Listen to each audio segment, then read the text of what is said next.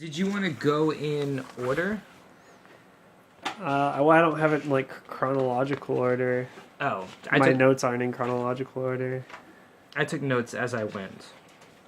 So all mine are.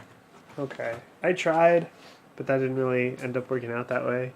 I mean, I wanted to start with maybe, like, possible criticisms of the book. Okay. And just get that out of the way first, and then we can go into just, like, general stuff. Before I think you get to criticism, you have to, like, introduce things. Right. So welcome to the Bookish Things podcast. I'm Scott. I'm Eric. This is going to be dead silence. Yes.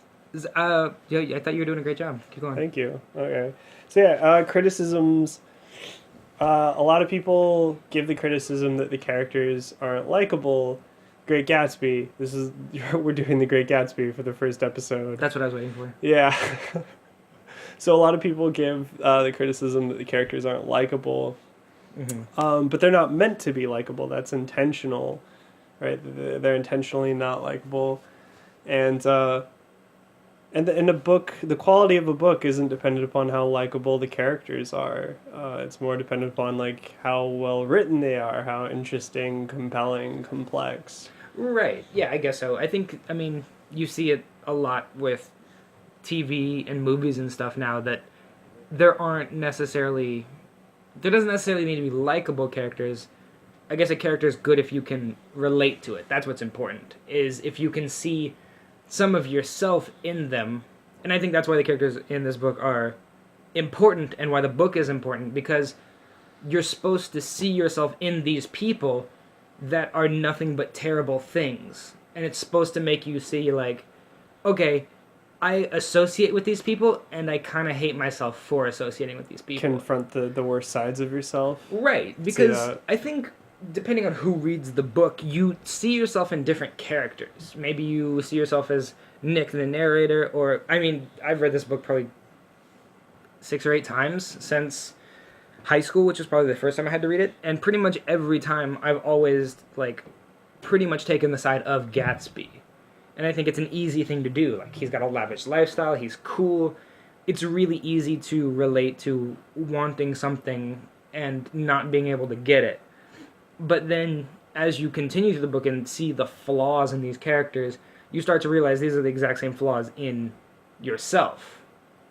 And that's kind of, in my mind, that's kind of the purpose of these unlikable characters, are to show the reader that you have within you at least elements of the same thing. And you're really not going to like the things that necessarily are, like, kind of deep down in your personality. Yeah, I think it's as a genre, it's realist, right? So realist doesn't mean that the characters are likable. Right. Yeah. Realist means that the characters are real, which means they have flaws. Yeah. Is there any criticism that you would point out? Like, I think I read that, like, Fitzgerald himself intentionally left descriptions of Gatsby as vague on purpose so that there would be some, like, mystery around him. Yeah. Not just not what he does, but also, like, his appearance too. I've read, stuff like that too. So that's intentional on his part. Right. I know Fitzgerald himself, he wasn't too great with, like, time, and he wasn't too great with, like, geography as a writer. So, like, or just in general, he wasn't like too great with geography. So, like, those are things that, like the timeline of the book is maybe a bit weird. Like, all of this takes place over the course of, like, a summer, but you don't know exactly how long. Right. He does a lot of, like, vague passes of time from, like, a few weeks ago or a few days ago. It's definitely hard to track down. I was taking notes on that as I read that. I think for the first time since I, like, started reading this book, it really hit me how vague all the time is. I think in the very intro, when Nick is kind of introducing himself and the story and the time, he's talking about it from the past, but he comments that it was just a summer of his life when he met Gatsby. But the way it jumps around, like, it doesn't feel like just a summer. Like, you feel like it could take place in a week or over the course of a couple years. It's interesting. I liked what you were saying about vague characters, like for Gatsby. I know I've read stuff online about the vagueness of his character, like in terms of appearance, and a lot of that stuff has led to, I guess you'd call them like fan theories, kind of popping up. That like I read a academic article that posited that like Gatsby was black, because the only like real descriptions of him are like he has like short dark hair and like tan skin, like that's really all you get from him.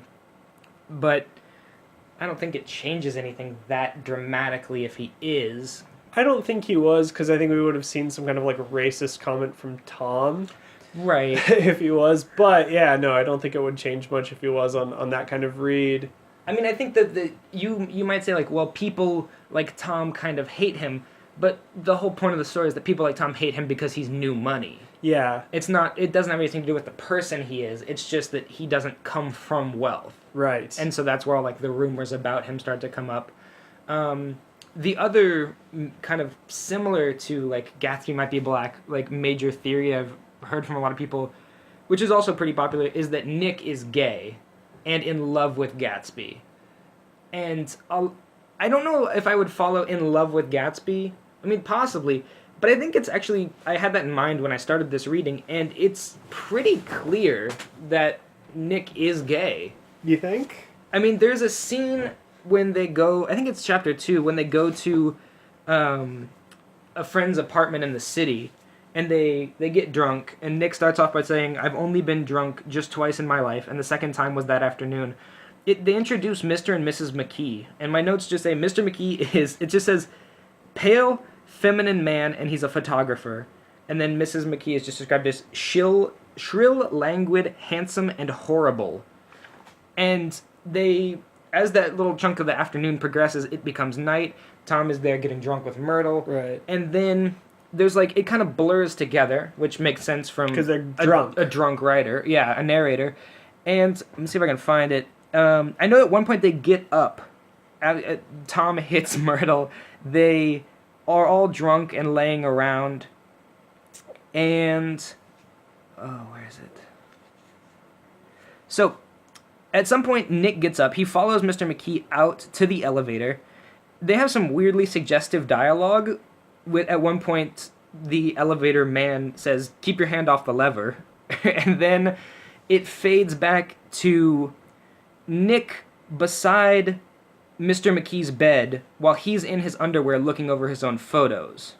And then it immediately jumps to Penn Station, like him sleeping at like 4 a.m. Yeah, with no idea how he got home that night. Right. And so you can't make many other assumptions than gay if Nick followed a man drunk out to his apartment just downstairs. And then he was desperate to leave because they were getting in a domestic after Tom hit Myrtle. Right. And so he was drunk, and there's no other reason really. I assume you wake up or you come to next to a man in his underwear in his bed.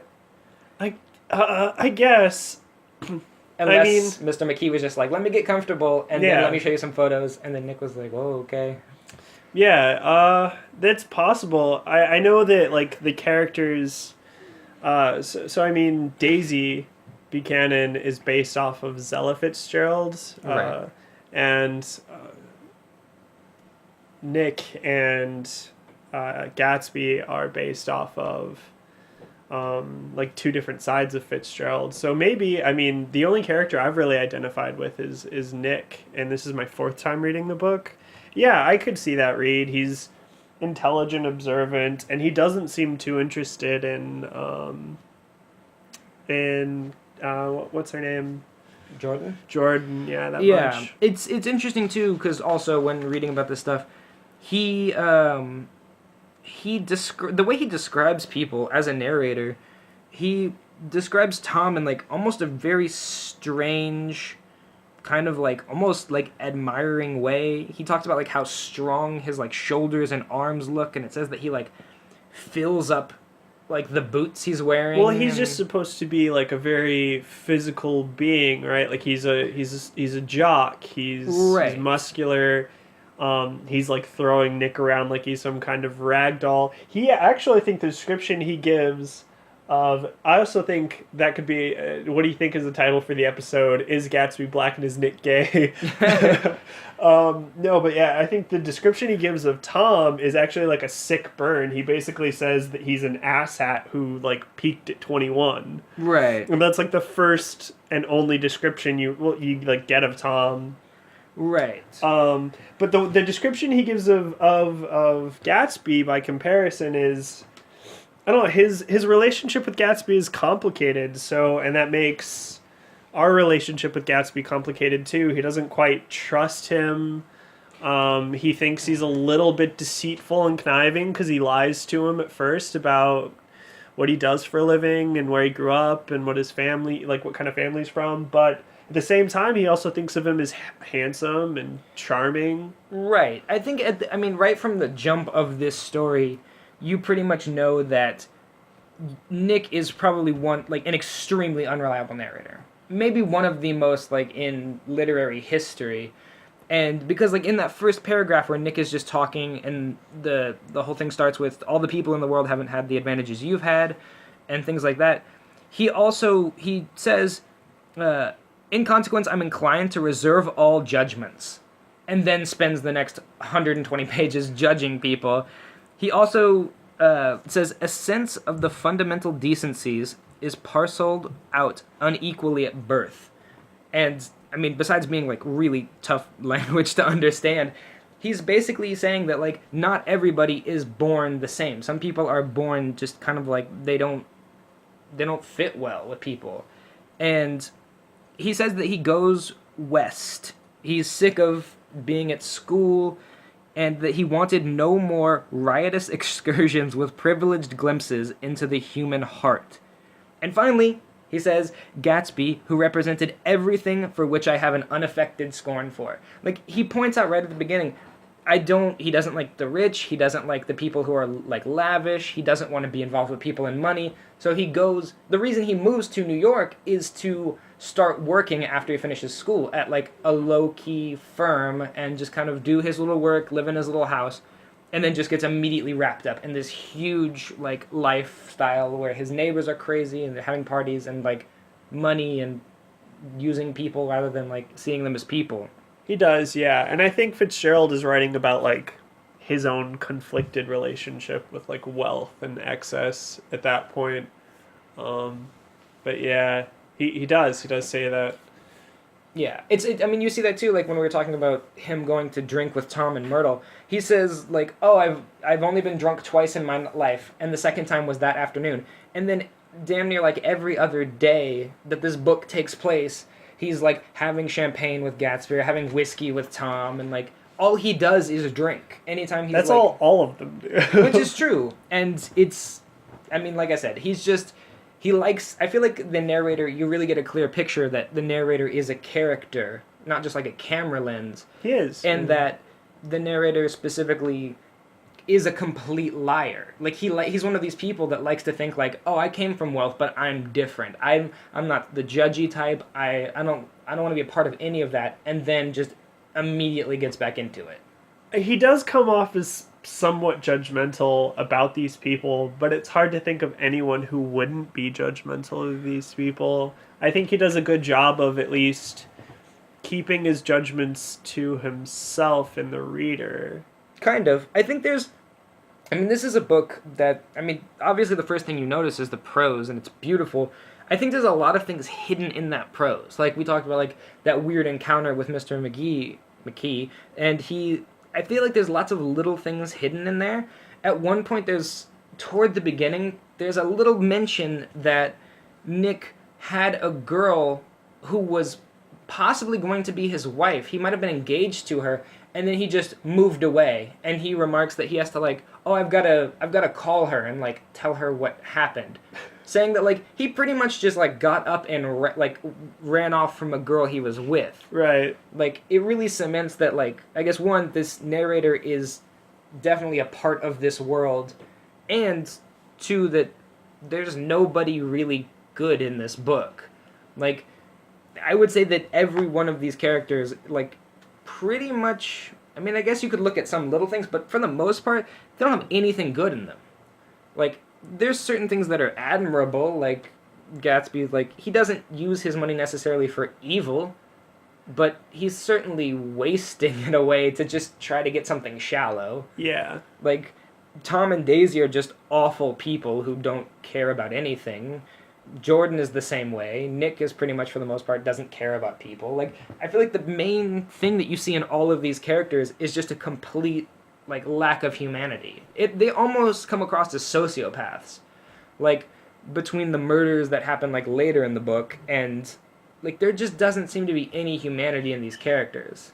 Yeah, I mean, they do come across as careless. I mean, like, toward the end, which we'll probably get to in a bit, but after the whole thing with Myrtle happens, Tom eventually pretty much orders the killing of Gatsby by telling, I don't remember the name of the mechanic, George, that that it was Gatsby's car. After that, Nick sees him on the street one day, and just Tom pretty much just says, like, oh, Gatsby fooled you, just like Daisy, and then moves on. Yeah. Like, absolutely no remorse or anything. Doesn't care that his, like, long-term girlfriend died. Doesn't care that, like... Well, he talks about how he cried like a baby when he, like, went back to that apartment and had to says. enter. That's what he says, yeah. I mean, I don't know. Yeah. It's just very clear that none of the... I mean, and it's one of the most, like, famous lines in the book that the whole... They were careless people, Tom and Daisy. They smashed up things and... retreated back into their money or vast carelessness. Exactly. Yeah. And that's, like... I feel like that more than anything describes these characters. They're just careless. One of my favorite parts that I really picked up this read, too, was when Nick is driving with Jordan. At one point, he says, "You're a rotten driver. You ought to be more careful." And she says, "I am careful." And he says, "No, you're not." And she says, "Well, other people are." He replies, "What's that got to do with it?" And she says, "They'll keep out of my way." And he says, "Suppose you meet someone as careless as yourself." And she says, "I hope I never will. I hate careless people." And it's just beautiful, beautiful hypocrisy. Like, she accepts that she's awful. She accepts that she doesn't care about people. She doesn't, like, certainly not while driving or doing anything in her life. And even when, like, completely faced with it and is like, you are doing, like, an awful job. You don't care about these people. She just goes... Nah, I don't. Like, I don't really care about the people. And I think Nick kind of reacts to that in a strange way of like, oh man, what am I doing with this girl? But he's exactly the same way. Yeah. And I think she even commented like on it way later in the book when he basically calls to break up with her. And yeah, he's exactly the same kind of person. That's what she tells him, yeah, that he's a careless driver. Yeah. Yeah. And that it's not... I guess it goes back to Nick likes to think he's not this scumbag, but he's just as bad as everyone else. So this book, along with The Adventures of Huckleberry Finn, are cited as the American novels, like the great American novels. I guess I could see that. And for an American novel, this book, it's not about democracy, it's not about freedom. No. It's not about... I mean, you could maybe freedom through money. See, I don't even think of like that. Like you could make that argument. It's not about equality. It's about like de facto American aristocracy, inequality, and the limitations of like American social mobility. Yeah, I guess that's true. I mean, I think that's kind of the point. Is that the book really strongly ties all of these careless, awful, like sociopathic characters to money. And I think that's kind of the message you get from this book, is that the people with money, the people who mostly you're concerned with, they can afford to be careless because nothing they do matters. But the people that you see that don't have money, people like George and all the different people who live in like the Valley of Ashes, they actually have to deal with the consequences. And you see that even in just like the setting of the Valley of Ashes.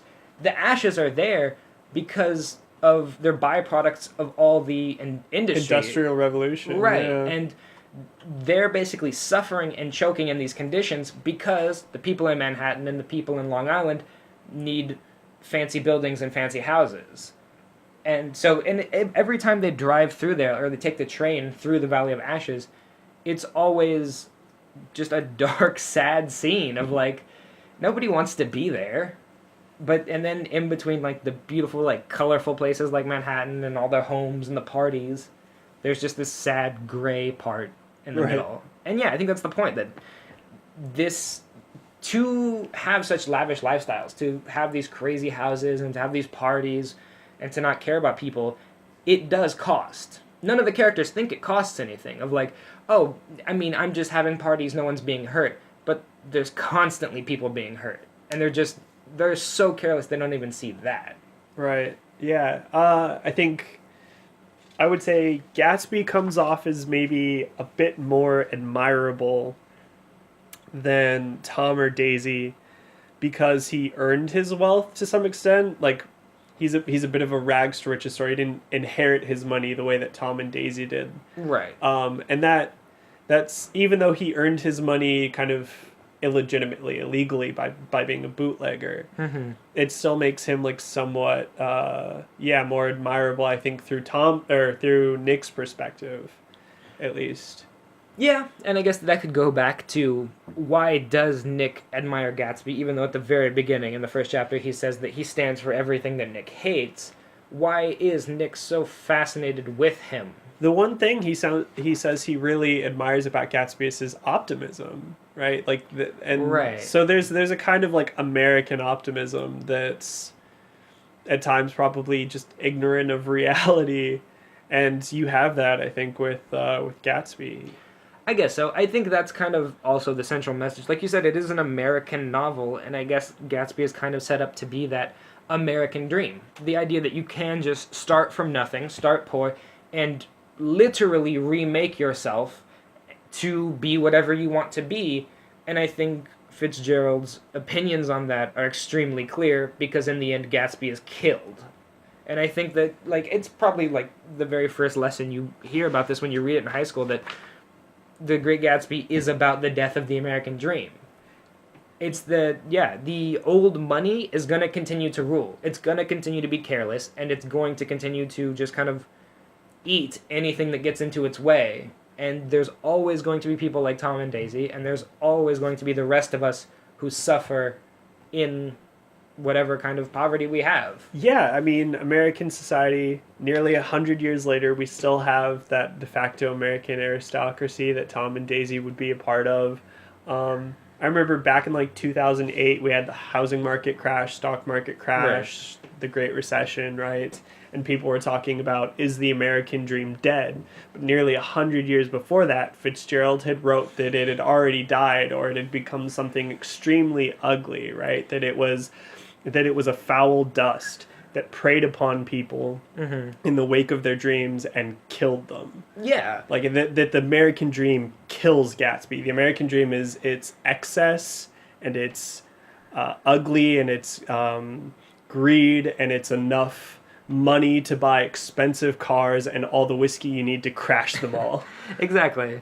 And I guess beyond money, those are the truly like American values. It is strange to like read this and think this was literally 100 years ago, because if you took out a lot of the like little references to prohibition and world wars, this could be a present day novel. There are still people living extreme lives of luxury, probably even more so these days.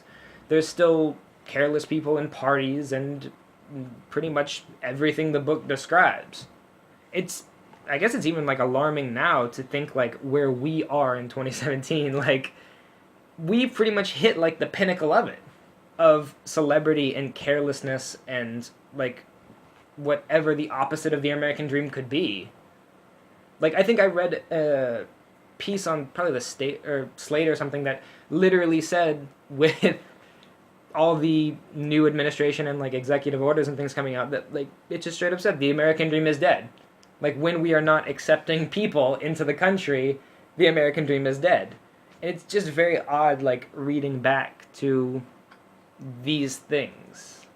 I mean, I've read other things in history that say that America is simply an empire, and empires rise and they fall. And I guess it could be argued that even back in the 20s, you could see the fall coming, or that might have been the turning point when we went from, I guess what you could call a meritocracy to just complete, I guess, capitalistic ruin. Yeah, no, in that way, the book reads as very prophetic. Yeah, I would think so. And I mean, I found the whole time when I was reading this, I read it in probably in 2 sittings, I think. You told me that we were going to talk about this book, and I sat down at a local coffee shop for about 4 hours and read through probably 80% of it, and then the next day finished it up in about an hour.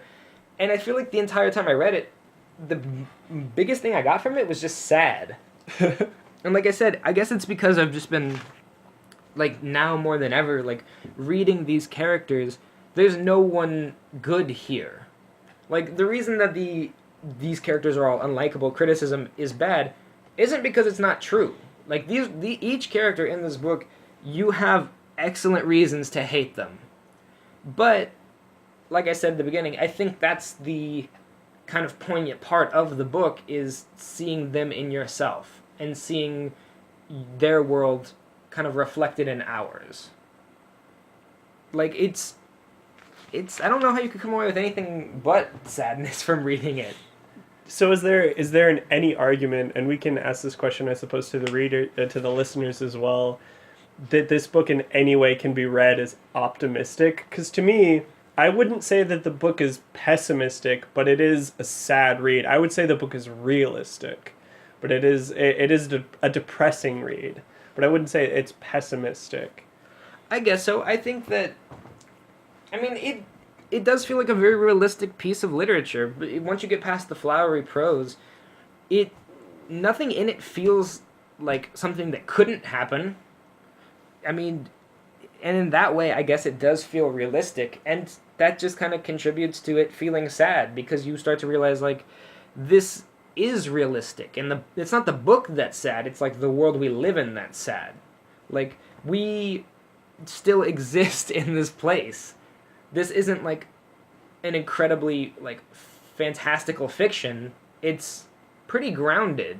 Yeah, it is. And so I think that's the part that's sad. It's not reading about shitty people doing shitty things. The sad part is realizing that 100 years on, people are still doing shitty things. That was my biggest criticism of, like, the remake that they made in, what was it, 2015? Oh, with, like, Leonardo DiCaprio and stuff? Yeah, is that it seemed, so many of the scenes visually with the production value were so fantastical that it didn't seem realist at all. You forget that this was something that was supposed to be, like, taking place 100 years ago.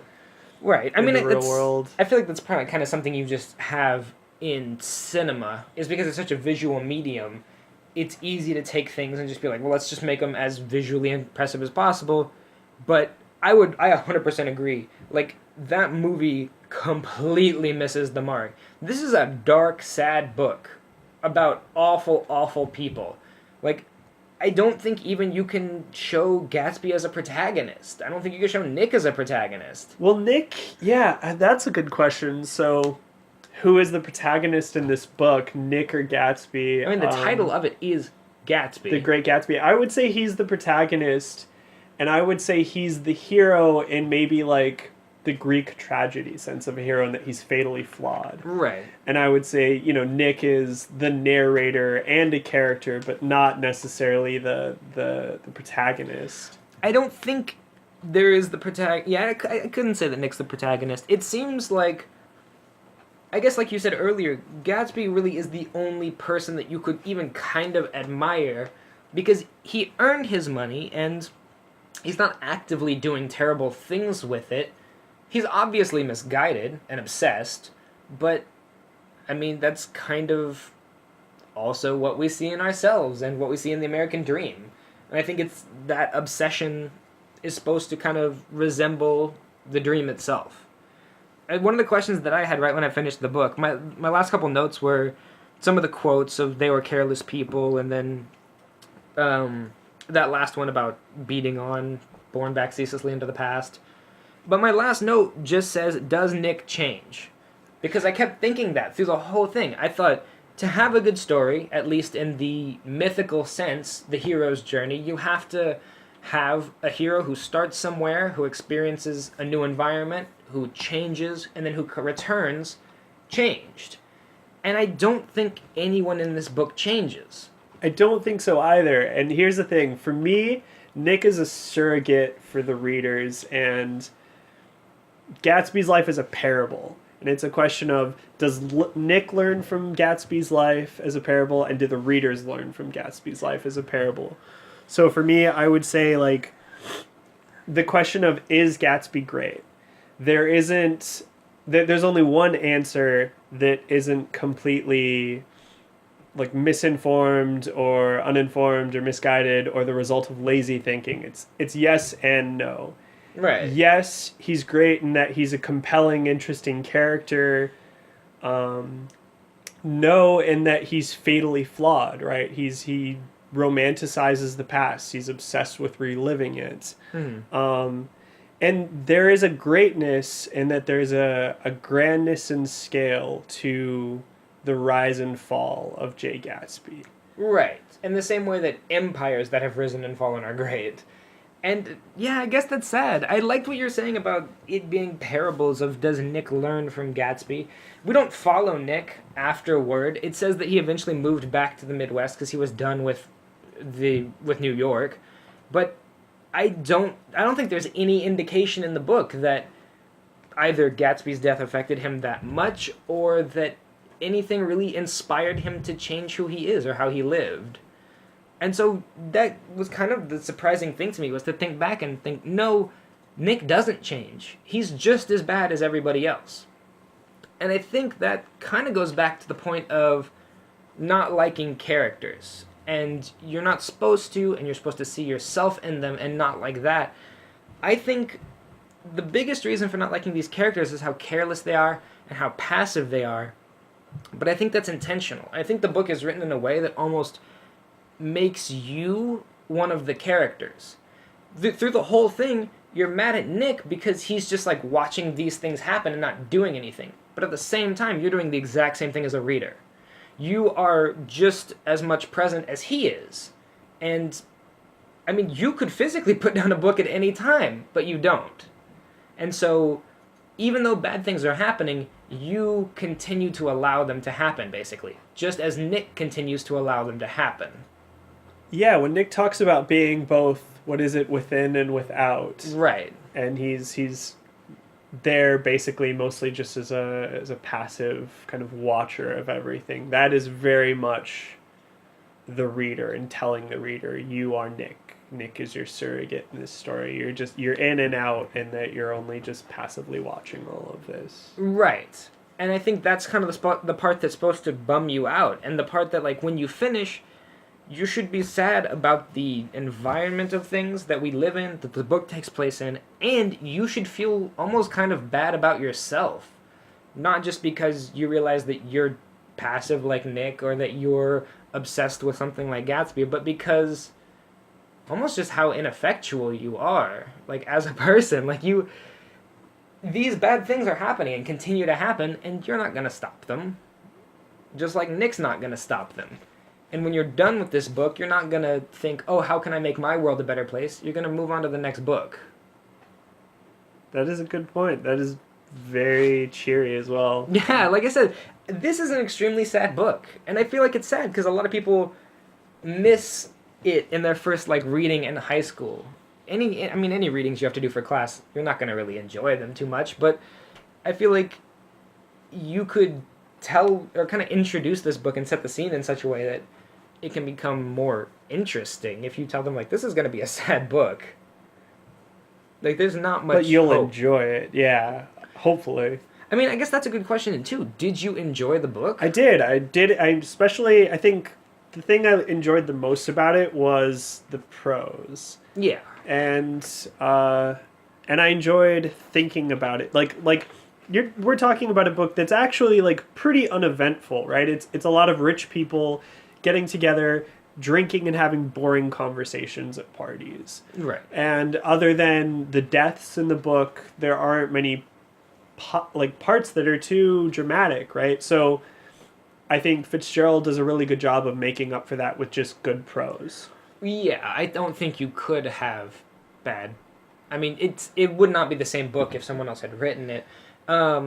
I think it's interesting too that you talk about the the only things that happen in it are people going to parties, going to different places, drinking, and having boring conversations. It in that way seems oddly poignant for high schoolers because for some reason we all want to go to places and go to these parties and drink, and then when you look back on them like 10 years later, you're thinking, why did I want to go to those high school parties? We wanted to do it because we weren't supposed to want to do it because we weren't allowed to drink yet. I guess so. The same way that people started drinking more after Prohibition. I guess so, yeah. It's a weird parallel between, like... Because I think when you read it in high school, you think, like, yeah, these are cool things. Who wouldn't want to be these people? Like, they have these huge houses, they have these cool cars, all they do is hang out and drink, they, like, have these great parties, people dance. It seems awesome, what's the problem? But I guess why you need to read books more than once. Right.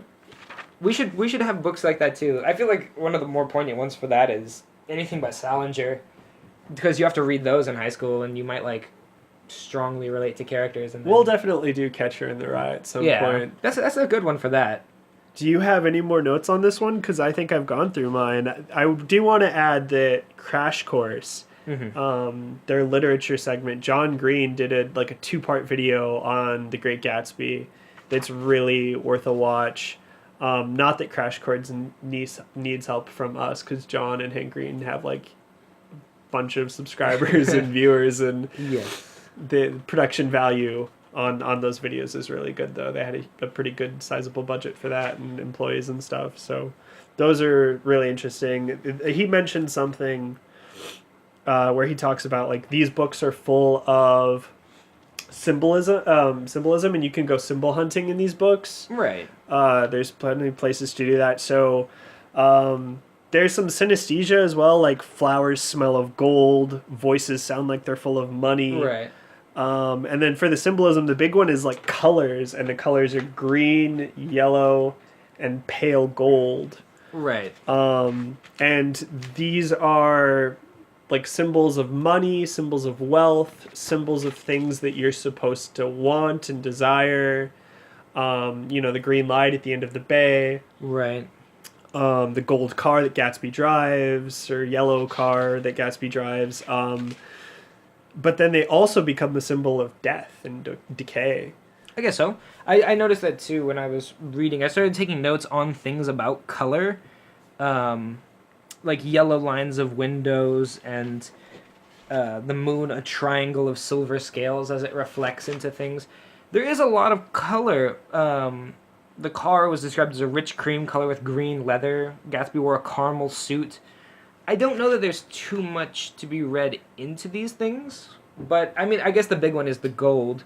I don't know that the green light needs to like symbolize anything necessarily, besides that I guess you could say it's in some weird way that green and light is what we associate as go. Well, Nick Carraway literally talks about how he remembers seeing Gatsby looking out at the bay at the green light. Right. And he realizes what Gatsby, like why he would do that. And he talks about how he wonders at a certain point if Gatsby even realizes that there's no point in like that once he starts seeing Daisy, that the green light doesn't even mean the same thing to him anymore. Right. Yeah.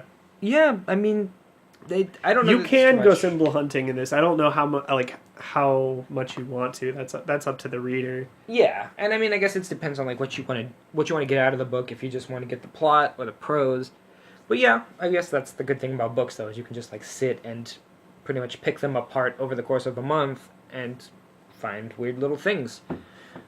Yeah, I mean, I guess I'm pretty much finished up with my notes. Okay. The only thing, yeah, if you haven't been convinced to read this book, there are just incredible prose throughout that should make you want to read it. Yeah, my prose, as the takeaway, my final notes would be the prose were the most enjoyable part for me to read, and then coming up, it's very thought-provoking, so then coming up with like things to talk about with you for the podcast. Right. Too.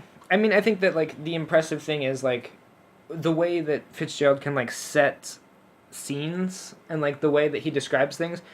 And then I feel like he also has another way that he almost just says really simple things in profound ways.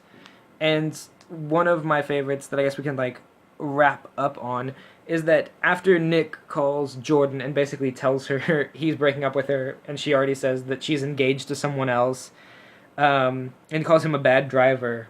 She says that she thought Nick was honest and straightforward. Nick's response was that he's 5 years too old to lie to himself and call it honor.